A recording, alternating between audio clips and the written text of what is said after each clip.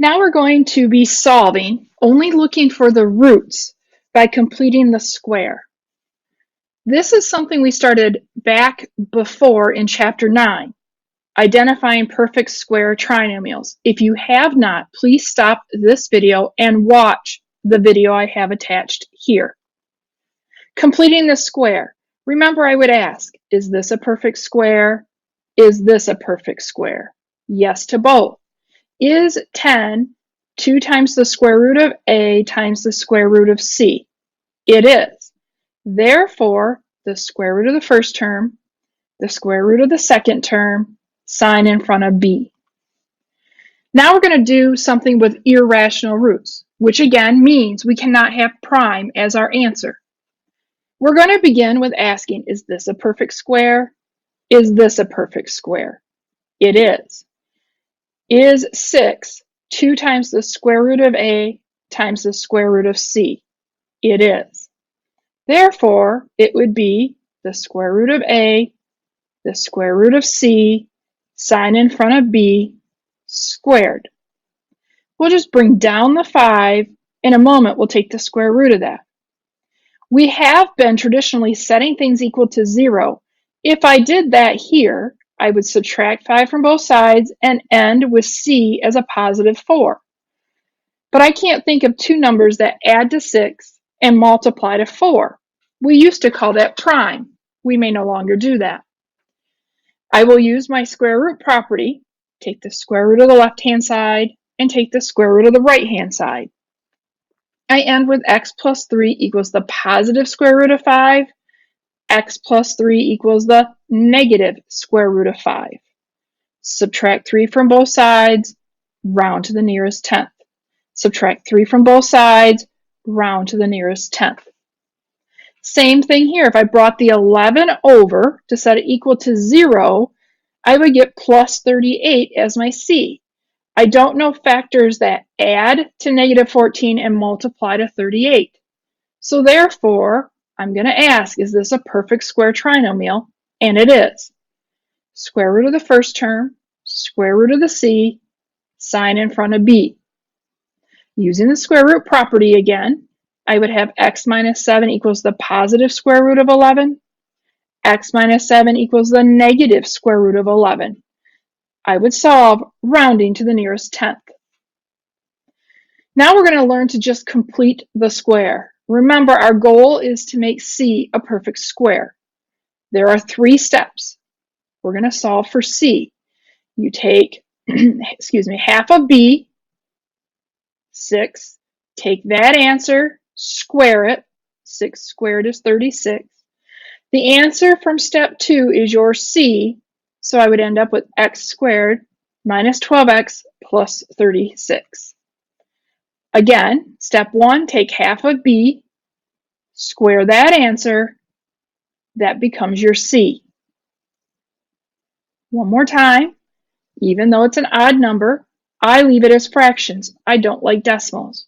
So half of b squared, insert it in, and we get y minus 9/2 squared. We're going to do the same thing now, but we're actually going to go further and solve. This is a perfect square. This is not a perfect square. So I'm going to subtract 5 from both sides so I can make a perfect square trinomial. Following the 3 steps we were just doing, half of b is 9. 9 squared is 81. So I'll insert that for c. If I add 81 to the left-hand side of the equal sign, I have to add 81 to the right-hand side of the equal sign. Whatever you do to one side, you have to do to the other. I have a perfect square trinomial. Combining terms, I get 64. Take the square root of both. I get a positive 8, negative 8, and solve. So my solution is 17 and positive 1. Same thing, not a perfect square here. So I will add 84 to both sides to create a perfect square trinomial. Half of b squared, add 16 for c. Whatever I do to one side, I do to the other. A minus 4 squared equals 100.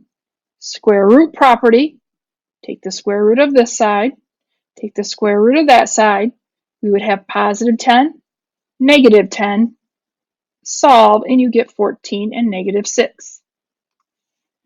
Try this one on your own. Pause it until you're ready to move on.